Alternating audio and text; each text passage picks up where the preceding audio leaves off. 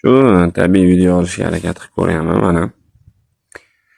Hop, 39-masalaga keldim. Mana Buxoro to'plam direktni masala ishlab turish kerak.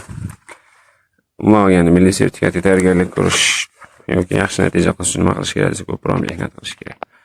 Birorta eski daftar, oldin tutgan daftarimni topib olasiz, shuni yozib ketaverasiz. Demak, ketdik. Deyingi masala bir ishlab ko'ramiz, qani. Tabiiy. Hop, 39-masala. 39-masala. Har bir denka 81 6 nanometrdan bo'lgan 3 ta denka tarkibida jami 360 ta guanin bo'lsa, quyidagi topshiriqlarning to'g'ri javobini aniqlang. Har bir denka deyapti. Bo'lgan 3 ta denka ekan. 39 3 ta denka. 3 ta denkani yozamiz. Adini mana qorong'ida qo'li g'alati yuraverar ekan. Sizlar albatta qo'lga e'tibor bermaysizlar, masalaga e'tibor berasizlar do'stlar. Hop, adenin, timin, guanin, sitazin. Ikkita vodorod bor, uchta. Birinchi denka adenin, timin, guanin, sitazin 1 2 3 1 2 1. Adenin, timin, guanin, sitazin 1 2 3 1 2 1. Tabiiy ketyapti. Hop, 81,6 nanometr dan deyapti. Ya'ni uchala 81 nanometr emas, balki dan deyapti. Endi bu degani bitta denkadagi nechta nukleot borligini topa olamiz. Denkani uzunligini topish uchun biz 0.4 da orasi, nukleotda orasi shuni hisoblaymiz. Mana yerda hisoblaymiz. 81,06 ni bo'lamiz. 0.4 da 0.4 butun songa aylantirishimiz kerak. 34 bo'lishi kerak. Uning uchun 100 ga ko'paytirish kerak. Bu degani bu tarafga ham 100 ga ko'paytirsa 8160 bo'ladi. Ana mana yerda virgul yo'qolib ketadi.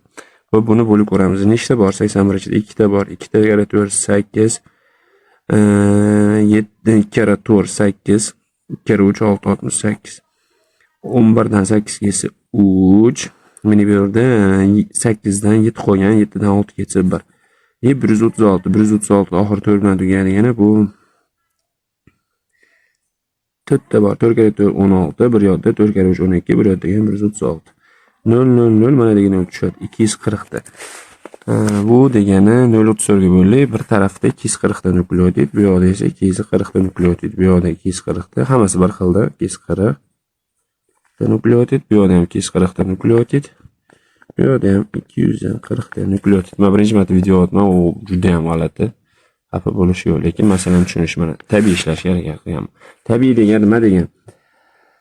Men ishlay oladimi, siz ham ishlay olasiz degan. Shu joygacha bildik va 3 ta denka tarkibida jami 360 ta guanin mavjud bo'lsa, qo'ygan. Endi mahalla masala shartiga yopishib olmadimda, shunchaki tahlil qilyapman. 480 ta nukleot borligini bildik. Endi uchalasidagini yig'indisi. Shu uchalasida 360 ta guanin bor ekan. Endi qarang. Mana bu guanin bilan sitazin miqdori teng bo'lgan. 300 ta guanin bo'lsa 360 ta sitazin bor. Endi ko'rinib turibdi, ikkalasini yig'indisini topsak, qolgani adeninga tegishli bo'ladi. Adenin bilan teng. 360 0 2 bir yoqda 720. Endi 3 ta DNK da jam nukleot topib olamiz. Har bittasida 480 tadan 1 2 3 3 ta 400 1200 3 ta 800 3 ta 80 240 ga 1200 qo'shsa 1440. Demak, jam nukleotimiz 1440 ta. Endi 1440 tadan ayiramiz 720 ni, ya'ni adenin bilan guaninni ayiramiz. 0 2 4 dan 2 kelsa 2, ili 14 dan 7 ketsa 720 ta. Adenin bilan guanin ham 720 ta ekan. Adenin timin 720 ta bo'lsa, uni 2 ga bo'lib qo'ysangiz, bu ham 360 ta ekan. 360 ta ekan. Endi biz umumiy istagini bildik. Ya'ni qaysi birda qancha ekanligini biz bilmaymiz. Lekin bu yoqda masala shartida davomida yozib qo'yganda, hop, denkalarda adeninlar nisbati mos ravishda 1 1,5 2. Ya'ni bu nima degani desa, shu 360 ta adeninimiz shunday taqsimlashimiz kerakki, birinchisiga bitta, adashmasam, adashmayapmanmi? Qani ko'rib ko'ringlar-chi. Rasmga ham olib qo'yaman mana.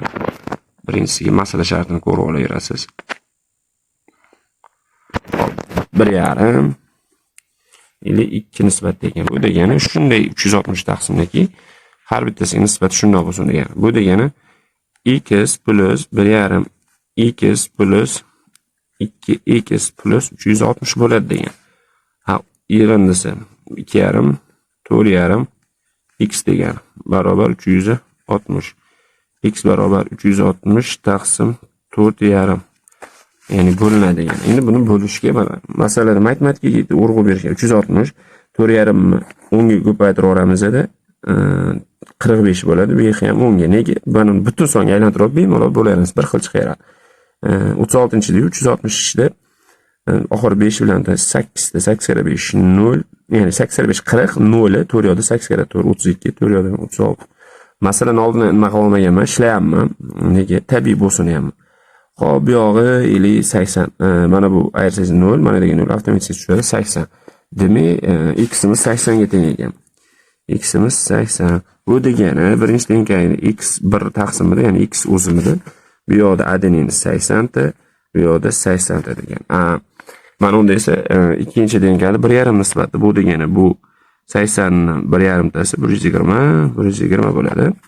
Ikkisi 2 marta ko'p degani 160 bo'ladi degani 160 ta bo'ladi degan do'stlar. Ya'ni adilni hisoblab ko'ramiz mana. 160 ga 120 280 280 ga 80 360 nima 360 ta adilning borligi to'g'ri ekan. Masala sharti nima turibdi? Ikkinchi denkadagi purillar soni A sharti. A sharti ikkinchi denkani 480 ta adenin 480 ta nukleotid bo'lsa bilamiz. Chalgak hodisi bo'yicha purinlar soni pirimidlar soniga teng. Ya'ni adenin guanin bu yoqda 2 ta, timin bilan sintezam 2 ta. Bu degani yarmi bunga teng bo'ladi.